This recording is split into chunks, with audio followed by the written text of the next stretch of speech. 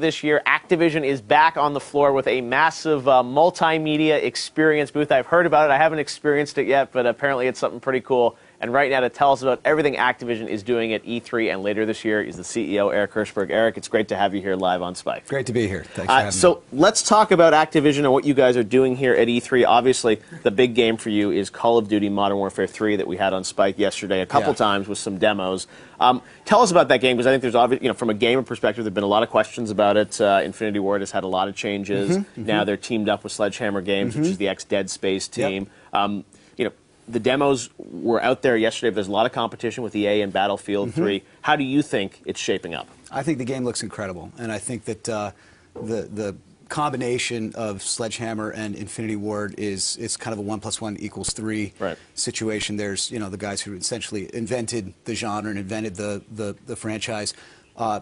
And then, the guys from Sledgehammer are some pretty talented dudes who are bringing some new ideas, and it's just sparks are flying and good things are happening. And, the response we got, we opened up the Microsoft press conference yesterday with a harbor level and, got great reaction to that. And what we're hearing from the booth is, I just came from there and we ran our little, Modern Warfare 3 show, and there was spontaneous applause. Which is pretty unusual in a booth. It's epic action. So you mentioned it's Infinity Ward, the guys that created, the genre. I mean, how much of Infinity Ward is still left there? Because there are obviously a lot of, rumors that like most of the team's not there anymore. Yeah, I started with Activision after everything you're referring to happened, and so all I can comment on is the people who I'm working with today, which is one of the most just dazzlingly creative groups of people I've ever met, and some of the best in the world at what they do. And anyone who thinks that this isn't the real Infinity Ward is wrong, and I think the proof will be in the pudding. All right, well, you've shown a couple demos now, so the gameplay is out there for people to judge. We had John Riccatello here earlier, though, and he's talking about the greatest battle in video game history happening this holiday season between Battlefield 3 and Modern Warfare 3. A lot of gamers are saying they think Battlefield 3 looks, next generation, a step beyond Modern Warfare. I'm sure you disagree. Well, look, we have tough competition in this genre every year. Last year we were up against a little franchise called Halo, and Battlefield is not the only other big entry in the genre. There's Gears of War. We love good competition. I think the more good games there are out there, the better it is for everybody. But I have all the confidence in the world that what we're going to put out with Call of Duty Modern Warfare 3 is going to be amazing and an incredible experience and will not disappoint. Now, as you look to Call of Duty in future years, I think you've been pretty public in saying we want to do a Call of Duty game every year or annualize it. How do you look at that brand? Because I think a lot of people say it's such a powerful brand. I mean, you could do other genres of games. You could even go to maybe 2 games a year. I mean, how do you look at that brand for the next 3 to 5 years? I think we found the right cadence. I think that a lot of people look at our annual release schedule and say, oh, they're oversaturating it. All of the commercial appetite would not support that theory. In fact, we have a hard time keeping up with people's appetite for the brand. And if you look at the DLC, there's a tremendous appetite. And for us, it's just all about quality. We're never going to release a game that we don't think is great. And we're lucky in that we have some even if you tremendous had to skip developers. We're never going to release a Call of Duty game that's not great. That would be the worst thing we could do. And we haven't yet. And it's a unique franchise in that it's been in existence 7 years. It's grown every single year of its existence. There's not many entertainment franchises that can say that, let alone gaming franchises. Now, every year, exactly. It was like Modern Warfare 2, then Black Ops, and just keep beating records. So it's great for the business. It's great for the business. The franchise does so well. And of course, multiplayer is a big part of that. Huge. You guys announced last week a new service called Call of Duty Elite that will be coming out. And I think there's a lot of confusion amongst the gamers about that service when it was announced, because there was a Wall Street Journal story that said it was a subscription service. And I think people are confused. So we wanted to give you an opportunity to sort of set the record straight about what Elite is, because you're not charging for multiplayer, and you're saying you're only adding services on top. And some of those services may actually be free still, right? You haven't decided what you're going to charge for? Yeah, I don't think I'm not sure whether it's confusion or disbelief. I think that the rumors were so rampant that we were going to start charging a subscription just to play multiplayer. That everyone assumed that's what we were going to do. Everybody was saying that but us. And we've actually been on the record a number of times saying that we have no plans to do that, and that we think that the core value proposition of buying the disc and getting a great campaign mode, a great multiplayer mode, a great Spec Ops, and then the ability to buy DLC throughout the year is the core value proposition. We're not changing that, and Call of Duty Elite doesn't change that. If you want to keep playing Call of Duty, you're not taking anything away from anyone. We're not taking anything away.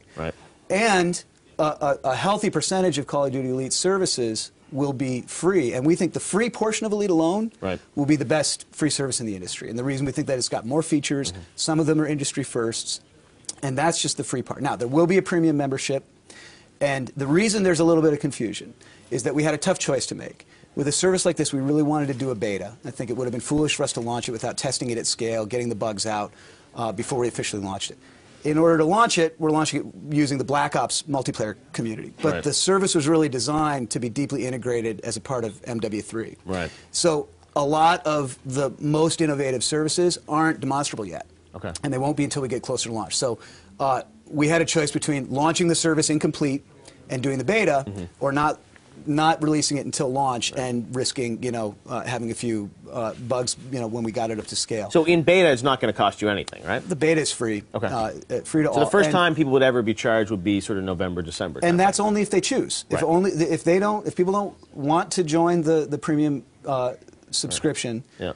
there's nothing that requires you to do so. Right. Okay. But we think that we've developed some pretty killer apps within it, and that there's some things that are going to be pretty appealing to people that will make. We think that the free portion of Elite will be the best free right. service in the industry. We think the paid portion, could reset the bar. Can you tease people about sort of what some of those features are, or what you're going to be able to get? Because I think people now are like, well, there's stats, but do I have to pay for those? There's a lot of confusion about sort of what's free and what's not. Well, we haven't done a complete delineation of what's free and what's not. And part of what we're going to do is we're going to use a little bit of the knowledge we learned from the beta and get some feedback and that sort of thing. But the heat maps, the stats, the entire Connect mode is all going to be part of the free service. And this is all in our FAQs. It's up on our website now. And I obviously can't talk about the paid portion because a lot of it's not demonstrable yet, and I don't want to verbally describe something that's going to make a great first impression the first time people see it. So there'll be maps and content actually for these games that you'll get. Absolutely. Awesome. All right. Well, Eric, congratulations on a great And also E3. the DLC for any subscriber. Every piece of content that we put out will be a part of it. Get a subscription, or you can buy it separately. I guess if you want to continue to buy it a la carte, that's your choice. But if you are part of the premium subscription, you'll get every piece of content, every playable piece of content that we make. Coming first still to Xbox 360, though, right? Yes. All right. Well, Eric, thank you so much. We're going to leave it there. We got Call of Duty, and also check out Skylanders, which I know you're excited about. We're really excited about Skylanders. I'm glad you mentioned that. It's a really cool game. Excellent. All right. Well, thanks very much, Eric, for joining us.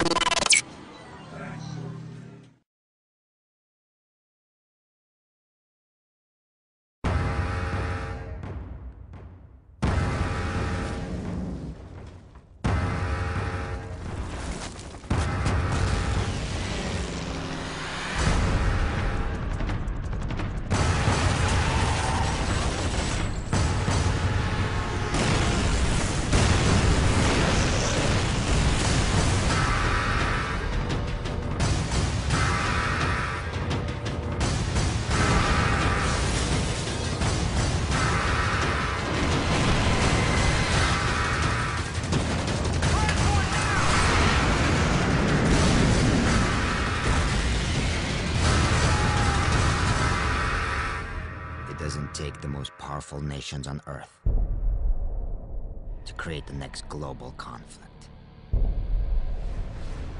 Just the will of a single man.